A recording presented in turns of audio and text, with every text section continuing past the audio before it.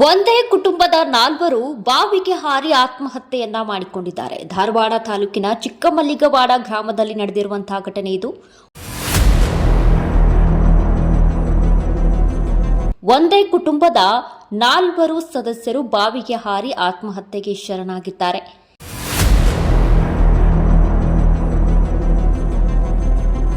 ನಾರಾಯಣ ಶಿಂದೆ, ಆತನ ತಂದೆ ಹಾಗೂ 2 ಮಕ್ಕಳು ಆತ್ಮಹತ್ಯೆಯನ್ನ ಮಾಡಿಕೊಂಡಿದ್ದಾರೆ. ನಾರಾಯಣ ಶಿಂದೆ 42 ವರ್ಷದವರು.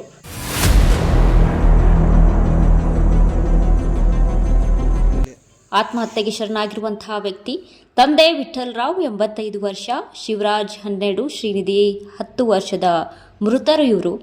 ಕೌಟುಂಬಿಕ ಸಮಸ್ಯೆ ಹಿನ್ನೆಲೆ ಆತ್ಮಹತ್ಯೆಗೆ ಶರಣಾಗಿರುವಂತಹ ಶಂಕೆ ವ್ಯಕ್ತವಾಗ್ತಾ ಇದೆ. ಧಾರವಾಡ ಗ್ರಾಮೀಣ ಪೊಲೀಸ್ ಠಾಣಾ ವ್ಯಾಪ್ತಿಯಲ್ಲಿ ನಡೆದಿರುವಂತಹ ಘಟನೆ ಇದು. ಸ್ಥಳಕ್ಕೆ ಪೊಲೀಸರು ಕೂಡ ದೌಡಾಯಿಸಿ ಪ್ರಕರಣವನ್ನು ದಾಖಲಿಸಿಕೊಂಡಿದ್ದಾರೆ. ಒಂದೊಂದ್ಸತಿ ಪರಿಸ್ಥಿತಿ ಯಾವ್ಯಾವ ಮಟ್ಟಕ್ಕೆ ತೆಗೆದುಕೊಂಡು ಹೋಗುತ್ತೆ ಅನ್ನೋದಕ್ಕೆ ಇದು ಕಾರಣ. ಆದರೆ ಕೌಟುಂಬಿಕ ಸಮಸ್ಯೆನ ಅಥವಾ ಇನ್ನೇನಾದರೂ ಬೇರೆ ರೀತಿಯಾದಂಥ ಸಮಸ್ಯೆ ಇದೆಯಾ ಅಂತ ತನಿಖೆಯ ಬಳಿಕ ತಿಳಿದು ಬರಬೇಕಾಗಿದೆ. ಧಾರವಾಡ ಗ್ರಾಮೀಣ ಪೊಲೀಸ್ ಠಾಣಾ ವ್ಯಾಪ್ತಿಯಲ್ಲಿ ಪ್ರಕರಣ ಕೂಡ ದಾಖಲಾಗಿದೆ.